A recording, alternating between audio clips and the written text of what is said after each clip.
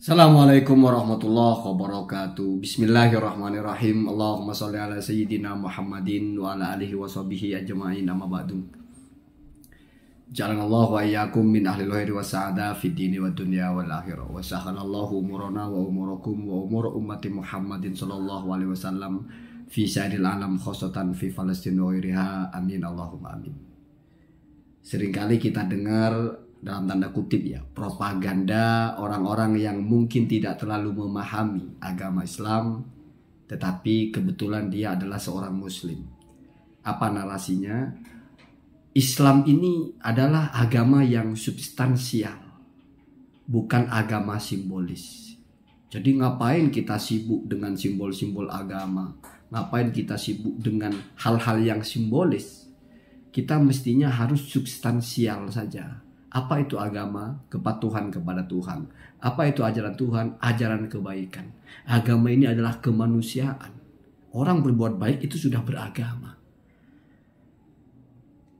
Kalau misalnya tujuannya adalah untuk memperbaiki attitude atau memperbaiki akhlak, atau untuk mengkaitkan betapa pentingnya perilaku baik dalam agama, itu masih bagus.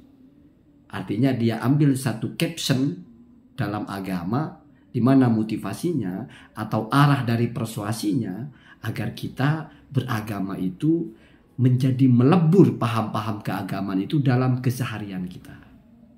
Artinya menyembah Tuhan tidak hanya sholat, tidak hanya puasa, tetapi juga menghormati tetangga, berbagi, ngasih bantuan kepada orang-orang yang membutuhkan, itu juga adalah bagian penting dalam agama. Bahkan perlu dibawakan kaedah-kaedah betapa pentingnya menjaga hak-hak manusia dalam agama ini.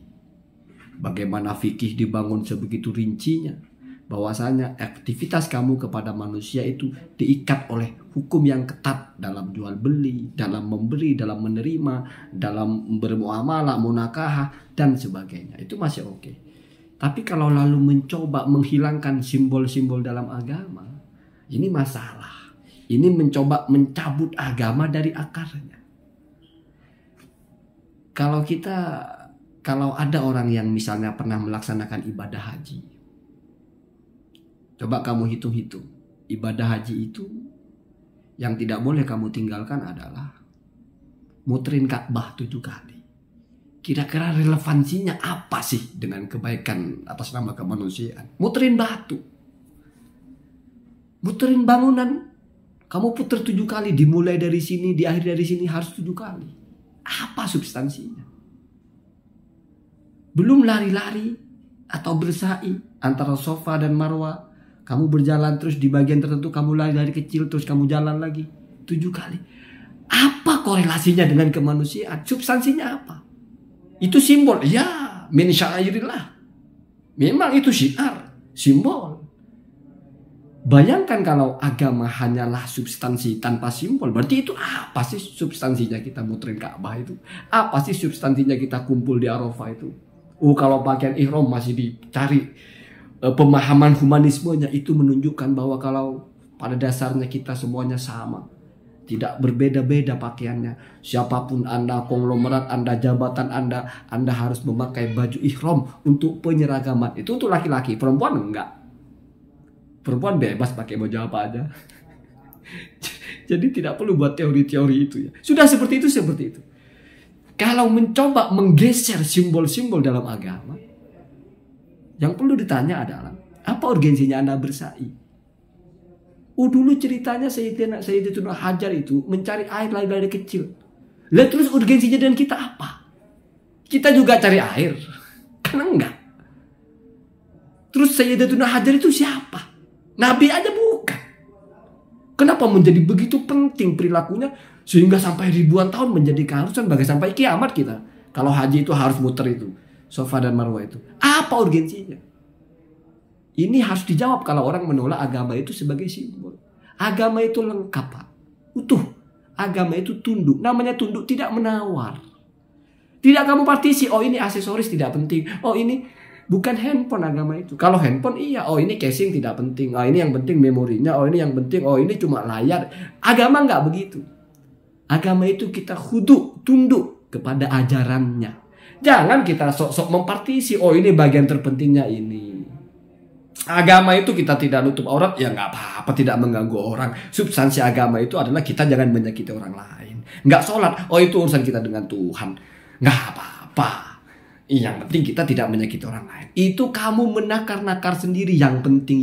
Itu bukan beragama namanya. Itu kamu ikut pikiran kamu sendiri. Ini yang dilaksanakan oleh orang-orang yang sebetulnya malas untuk taat kepada agama secara utuh. Tapi dia denial. Dia cari pembenaran dirinya bahwa saya nggak ada masalah. Saya nggak ngerti ilmu agama, nggak ada masalah. Toh yang penting saya tidak menyakiti orang lain. Nggak wajib kok kita tahu nahu. Nggak wajib kita tahu sorof. Ngapain itu? Nggak ada kerjaan. Yang penting kita jangan sampai menyakiti orang lain. Seolah-olah agama hanya itu. Selalu saya ingatkan, Anda tidak paham. Selama mengaku ini sesuatu yang kurang dan harus saya perbaiki, itu sudah bagus. Yang masalah nggak ngerti tapi merasa nggak ada persoalan, wah itu dalam tanda kutip ya, hampir cilokok. Jadi mari kalau kita beragama itu harus utuh, kafah ya. Mentalnya juga beragama, cara berpikirnya beragama, cara menerapkan atau cara memandang hukum-hukum agama itu secara utuh. Nggak kita pilih-pilih.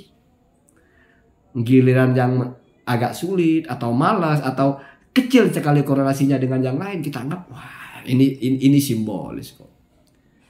Nanti kepada arah orang sholat itu apa sih? Kan yang penting mengingat Tuhan.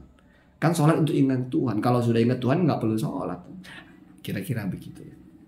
Itu ujung pangkalnya. Memang mungkin tidak se-ekstrem itu. Tapi nanti muncul ya, walaupun sholat belum lengkap, namanya manusia penuh dengan kekurangan. Yang penting kita berbuat baik kepada orang. Anda buat hukum di mana yang tidak wajib Anda anggap lebih wajib. Bahkan ini dianggap kebenaran. Oh ini kan substansi agama adalah rahmatan lil alamin. Mengasihi sesama. Bahkan nambah lagi unsur-unsur. Agama ini membela itu. Sementara kewajiban yang sudah tidak ada, ikhtilaf itu kewajiban. Anda tinggalkan, enjoy saja. Terus semangat lisan bicara beragama. Jadi Anda capture agama itu di bagian yang memang mudah. Di bagian yang mungkin tanpa agama pun Anda bisa melaksanakan itu. Mungkin seperti yang saya bilang, sudah atas nama kemanusiaan, pengasih, penyayang. Tapi untuk menutup ceruk kekurangan Anda dalam beragama, lalu ini Anda tutupkan ke situ. Oh, jadi nggak apa-apa, saya nggak taat banget. Saya masih biasa ngambil yang haram-haram, atau saya mungkin masih biasa melaksanakan maksiat, berhubungan seks bebas atau minum atau apa ya. Ini kan urusan kita dengan Tuhan, tidak merugikan orang kok. Yang penting kan agama ini adalah kita tidak mengambil hak orang. Wong kita beli perempuan kita bayar kok. Paling lu momennya ya. Wong kita minum kok cuma minum aja kok, kita beli kok, kita nggak ngerampok kok. Kita nggak menyakiti orang lain kok. Nanti muncul agama itu bahasanya agama budi pekerti bahasanya. Jadi yang penting sudah beretika, sudah beragama. Nggak penting yakin Tuhan yang mana. Mau pohon pisang, Tuhannya yang penting ajarannya adalah kamu meninggikan substansi etika bersosial, itu sudah beragama. Ada orang-orang seperti itu, ada. Ya mungkin kita juga begitu walaupun tidak menyadari. Pengetahuan-pengetahuan seperti yang saya sampaikan ini, ya mungkin tidak perlu kamu anggap hal-hal yang menampar atau apa. Itu mungkin semacam kesadaran-kesadaran kecil saja. Bahwasanya mari kita berbahasa itu, beragama adalah patuh. Kita jangan coba-coba kurangi apa objeknya. Hanya untuk memposisikan kita tetap benar walaupun kita tidak bayar semua harga itu. Sama dengan barang ini 1 miliar harganya, Anda bayar 20.000. Cuma Anda bilang kan bagian itu terpentingnya, sisanya kan aksesoris. Lebih baik ngaku ya, saya tidak bisa bayar semua, saya baru bisa bayar 20.000. Tapi akan saya tambah, akan saya lunasi sampai lunas 1 miliar. Daripada Anda nyata-nyata tidak bayar semuanya, terus Anda mencoba mereduksi harganya. Oh itu memang barang nggak segitu harganya. Itu karena di backup saja, harga aslinya nggak segitu. Kan biasa kita selalu mencoba membela diri, kita tidak salah. Ini penyakit. Orang-orang bodoh, orang-orang sombong, orang-orang yang malas itu selalu mencoba mencari pembenaran untuk dirinya. Naudzubillah kalau ini dalam agama kita juga seperti itu. Ya. Saya bicara tentang siapa? Tentang diri saya, tentang siapapun yang mungkin sama dengan itu. Mari kalau kita bicara apapun itu, apalagi saya tidak menyoroti orang-orang dengan nama atau kelompok, enggak, siapapun. Jangan seperti kita sedang membicarakan orang, enggak. Kita sedang membicarakan keresahan-keresahan. Karena orang buat konten itu kadang ada di momen-momen dia berpikir, saya ada satu saluran di mana yang saya kalau ngomong itu 10-20 orang bisa dengar. Semoga 10-20 orang itu dapat manfaat. Maka saya berpikir harus ada hal baik yang saya sampaikan. Baik dalam kacamata siapa? Ya kalau ditanya ke saya kacamata agama. Agama dalam pemahaman saya. Kalau kamu tidak sepakat ya silakan. Allahumma hdina. Assalamualaikum warahmatullahi wabarakatuh.